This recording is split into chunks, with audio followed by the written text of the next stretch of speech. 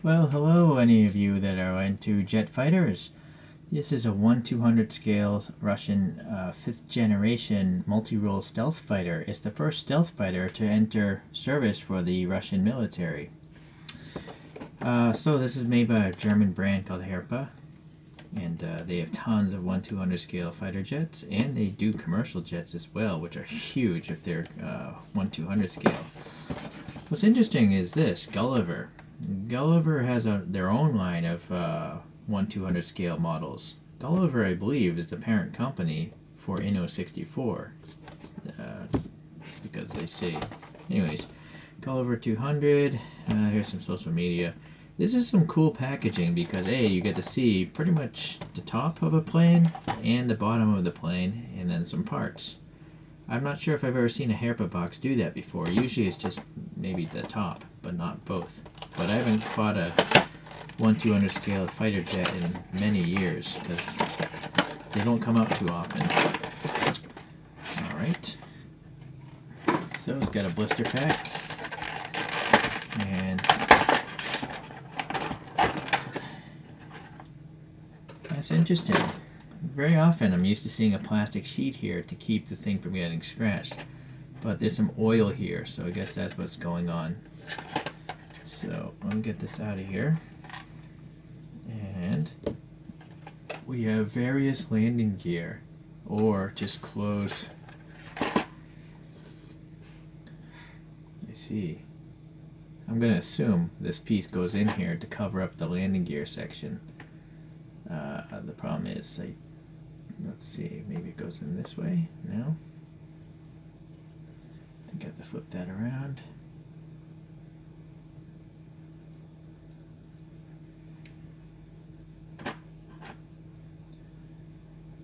I don't know. Alright. Why don't I come back? I'm going to clean up the oil too. You can see how shiny it is. That's distracting. Alright.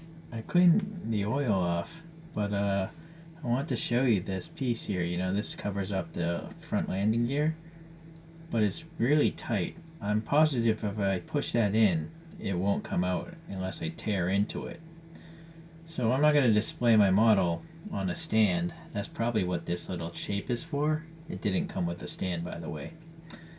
So I'm not going to put these flat pieces on. I'm going to put the landing gear on because that's how I display all my models. But before I do that, I'll at least show you the bottom view in comparison to that photograph there.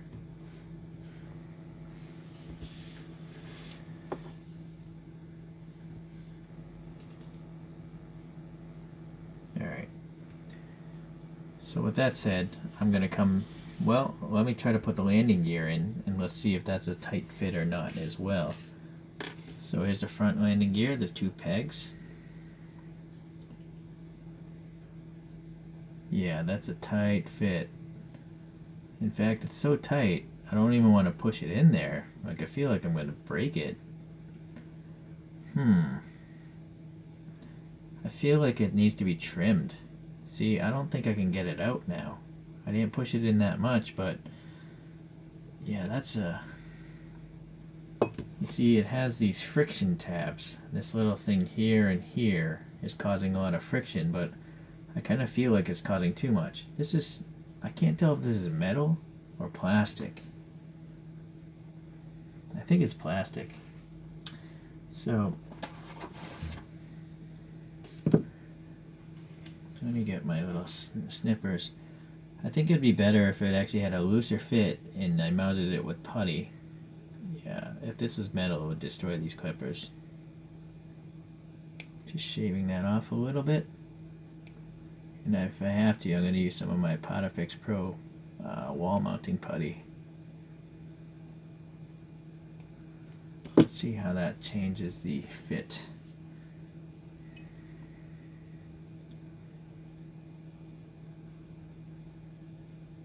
Alright, well, still, there's a little some chunk there. That's probably where it came off the molding sprue.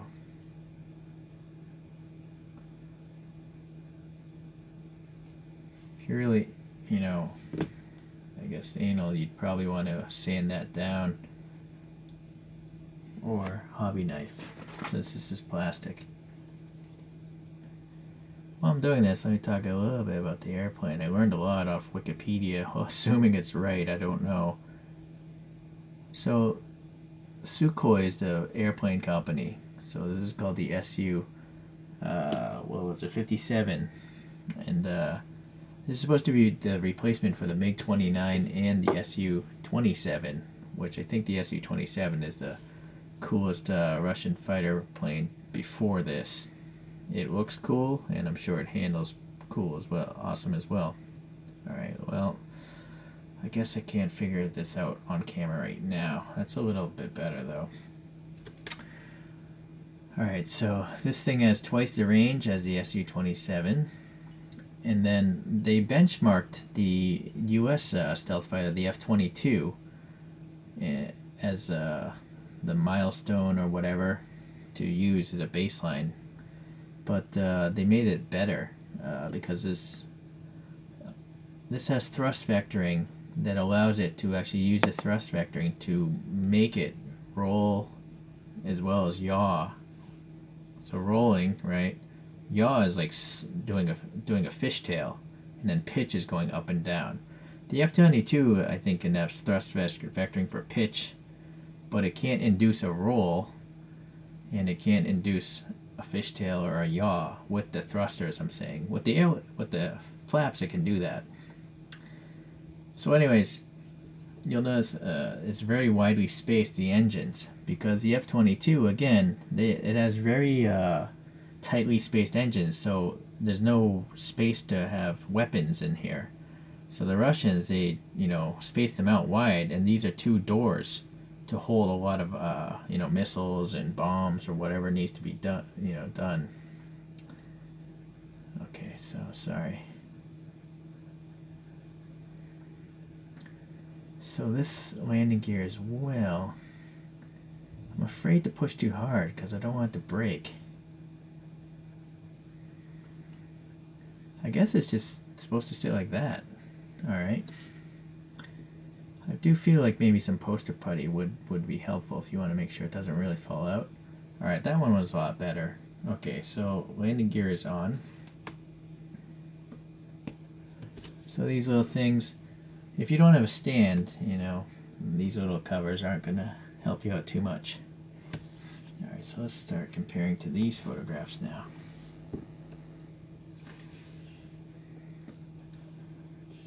So this plane also has a whole bunch of flaps all over it. These front edges are flaps. The front edges of the whole wing are really flaps, very much like a commercial airplane. And so what that does is it allows you to change the wing shape for very low speed flight, or if they straighten everything out, for very high speed flight. But one thing I didn't realize is even the sides here, the very end of the wings, can flap up and down. I'm sure that has to, make maneuverability much better, because you're literally changing the shape of the wing, not only from the front to back, but also side to side. From the front view, this will go up and whatever. So it's quite interesting.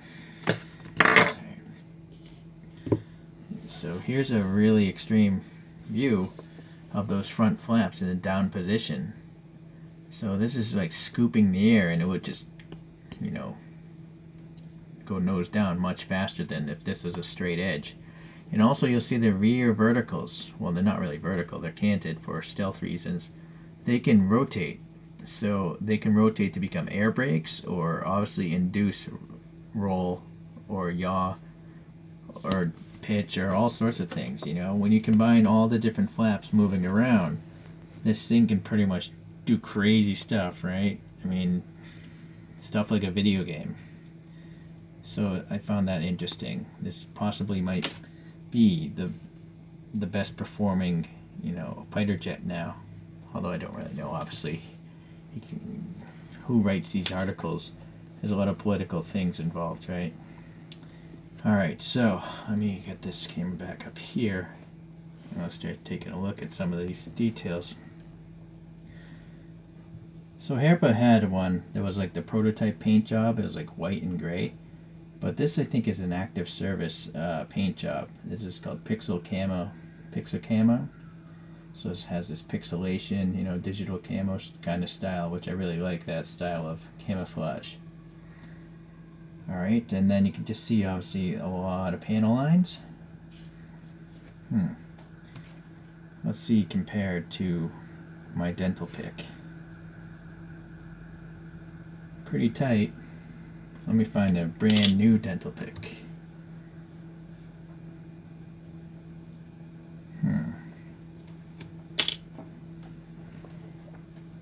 Third dental pick.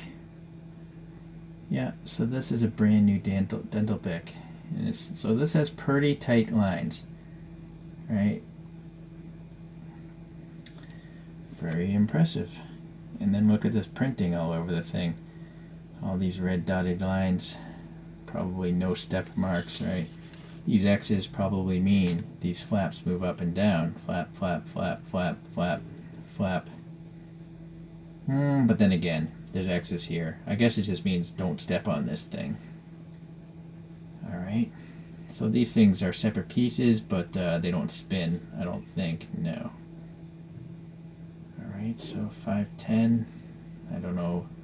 This might be the flight wing or something, their badge. So we have the canopy. This is a single seat fighter jet, at least right now. And then I think that's it, because obviously got to be a sensor of some sort. The radome would be behind this thing. I'm going to have to assume, well, maybe not, I don't know. This looks like a hatch of some sort, but there's two. I'm going to assume this thing can actually refuel in the air, you know, with a fuel tanker. But where does the probe come out? I don't know. Maybe there's no probe. Maybe the tanker slots in somewhere. Alright. So a lot of details going on. So these engines here, you know, the widely spaced engines, these are called Saturn AL-41F1 turbofans with afterburners.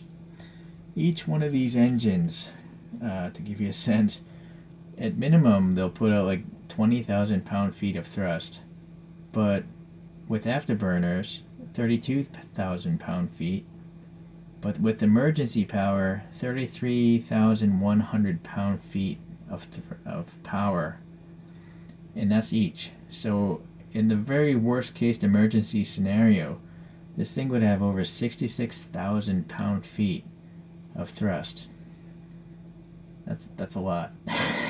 You know, I'm not sure if thrust is measured the same way as torque, but when I see the word pound-feet, I think of torque. You know, the ability to move mass. So I mean, a Bugatti might have like 1,000 horsepower and maybe 1,000. I don't know how much torque it has. 800, 1,000 pound-feet. I don't know. But you know, a really good car would have 500 pound-feet of torque, like a supercar, right? Hypercars, I'm gonna guess maybe 1,000. With electric cars, maybe 1,500, like maybe a Koenigsegg. I don't know. But this is 66,000, right? So it's a whole different league. Airplanes, obviously. You know, my channel is primarily cars. But I do like these planes, even though I know very little about them. Alright. Obviously we have a whole lot more panel line detail molded into this thing. This is diecast metal, by the way. Only the landing gear seems to be plastic, although maybe these are plastic right here. Well, no, it sounds like metal. Even these engine tips sound like metal. Right? Obviously the canopy being transparent, that would have to be plastic. So this one didn't come with an open canopy, unfortunately. Some Herpas do, which I'll compare this to a few others. Alright, let's see, what else did I learn? This is not all carbon fiber. It's like 44% aluminum, 18% titanium, and then the rest would be composites. 70% of the outer surface is composites, you know, things that try to absorb radar radiation. The cockpit is coated with multi-coatings to absorb or try to deflect radar signatures. the leading edges, all the angles and stuff are all meant to try to avoid radar bouncing back to the emitter. Alright, wingspan 14 meters or 46 feet. And then the height is 4.6 meters or 15 feet, so that's pretty tall, of course. So that's what I learned about the dimensions. Alright, and then this thing can go Mach 2 and is capable of pulling 9 Gs. So I would black out before that, that's for sure. That's why these guys have to wear pressure suits to keep the blood in their head instead of their feet. Okay, well, that's what I learned. Hopefully I've rotated it enough times for you guys to see how cool it is. One thing that, my criticism is there's none of this digital camo on the bottom. I only see it on the top. But maybe these are different planes. Going back to these images, this is a very white looking dark gray. This is more light gray and mid gray. I don't know if they have a plane where it's just not digital on the bottom, or if Herpa was just lazy. Could be that. Because trying to get this pattern all across, this curvature, and definitely getting into that very almost 90-degree angle there, that might be too difficult for them to do. Whereas up on the top, I don't know, it doesn't seem like as drastic as far as any deep cavities or deep crevices. Maybe there, but I don't know. I don't work at this model making company. Alright, let's compare it to a couple other planes. Now, I guess I can actually get my spinner out because this thing's kind of small.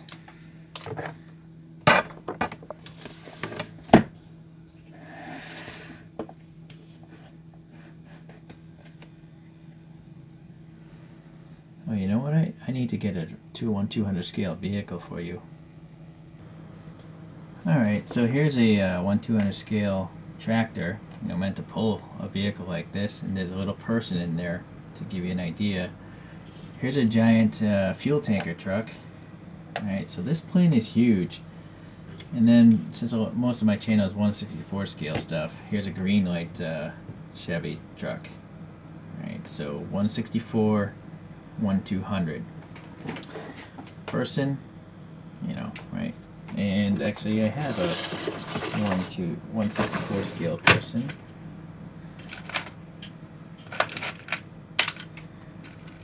Mr. Bean might not be the best representation, but he is a funny character.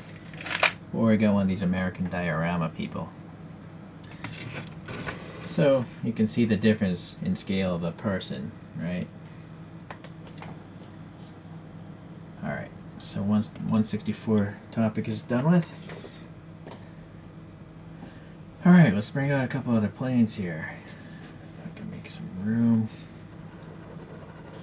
So the benchmark would be the F-22. I believe Hogan is the brand that made this one. Hogan Wings. They're, I think, a Hong Kong or China based company.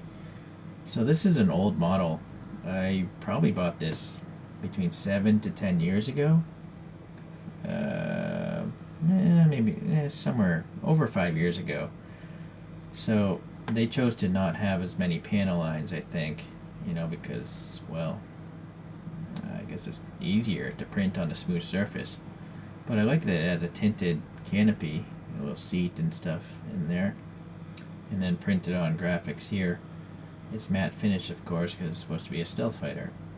So you'll see here, the rear engines, well, there are only 2 rear engines in the rear always, but so look how close they are, right? So the criticism the Russians looked at is it's hard to have weapons here because you have the jet engines here. The weapons bays are up front, I believe, here. This is just air going past the weapons bay into the engines back here. So that's why this one has such widely spaced engines. And also these only go up and down. But if these are widely spaced and can, move up and down, it can induce roll. Hopefully that makes sense, if you can imagine that. So it's a much bigger plane. than the F-22.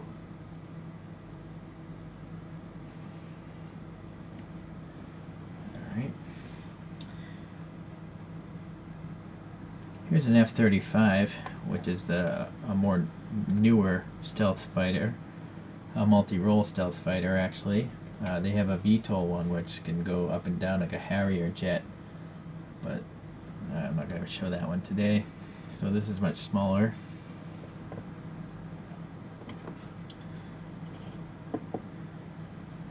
So the MiG-29, one of the older planes this thing is supposed to replace, is also a relatively small plane.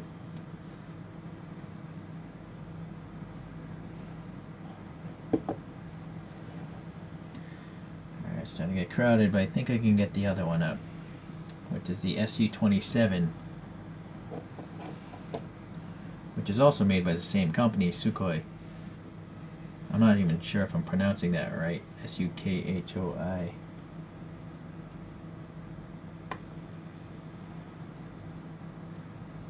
I can't back out any further than that.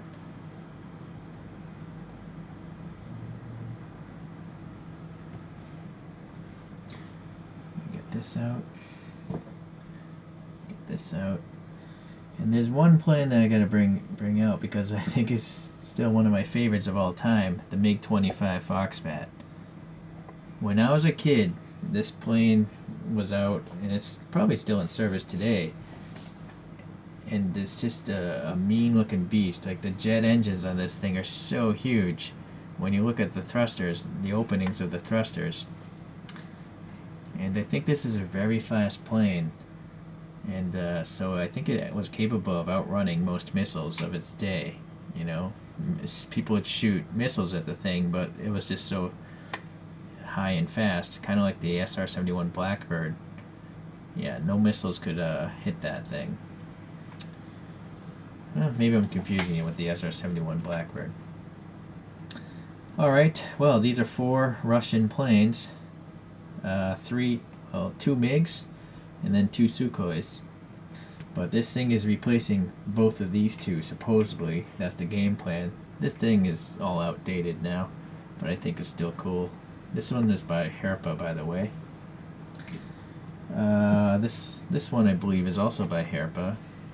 It's a SU-27. This thing is just cool, I think. It's a very organic looking airplane, you know? It's very voluptuous. It's kind of phallic looking, actually. Alright. But for some reason, the MiG-29 just doesn't look cool to me.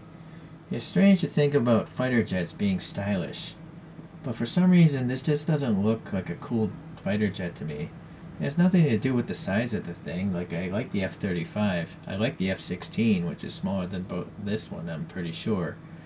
But this just doesn't do it. I don't know. But I can actually see some design elements, how this thing is pretty wide up here, and that's exaggerated on this one as well.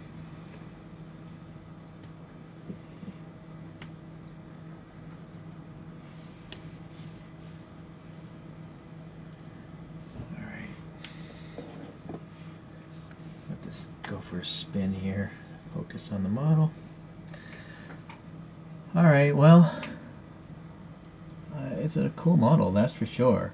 I didn't talk about it, but there's some detail there in the thrusters. You can see some fan blades molded into there. Hopefully you'll see it as it comes around. Nope, of course not.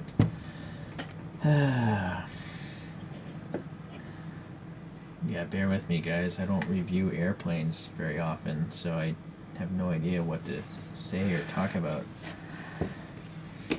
Now, one thing I am noticing, though, now that we're looking in there, is the quality control is off, I think.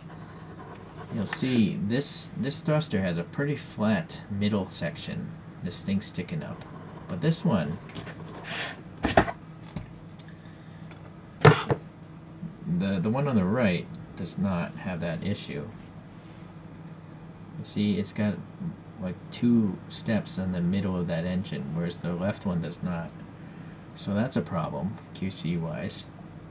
I'm also noticing here there's a chunk of something on that engine. So QC wise, that's not very good either.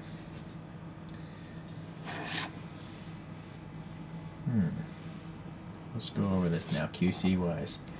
I'm critical with my expensive car models. I should be just as critical with expensive airplane models. The molding sprue wasn't cut off very well here. You can see that chunk there.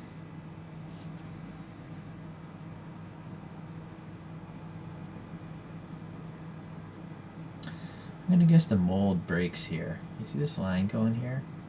It's on this side too. I don't know if the mold is broken there and like they sanded it down. That's what I'm guessing.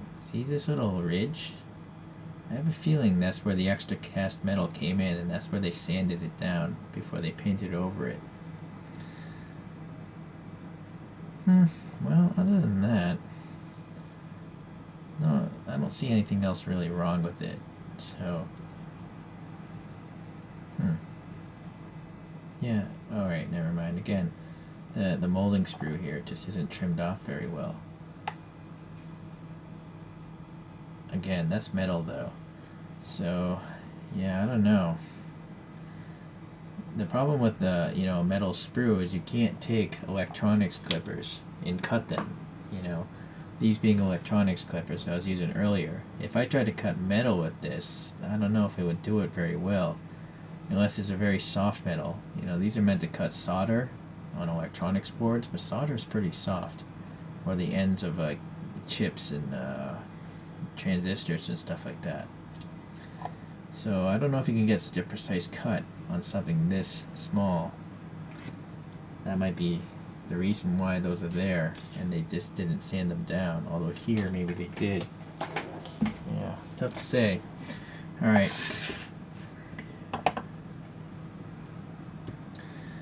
Oh, well, anyways, it's a long video. Sorry for that, but I'm still trying to figure out what to do when I'm doing these airplane reviews. They're so infrequently made as far as new castings go, because airplanes don't come out every other year like cars do. Wikipedia told me this thing is expected to be in service for the next 35 years. So I'll probably be dead before the next Russian fighter jet comes out, So that's just the way it is. Okay, well, anyways, if you're into, collecting these sort of things, hopefully it helped you out to make a decision. I'm happy I got it. I mean, it's a cool plane, and it's a pretty cool representation of the photos you see behind. And frankly, I don't think anyone else is doing this, so there's no competition, So I don't have a choice. Okay, thank you. I'll see you in the next airplane review, although I have no clue when that might be. Alright, bye.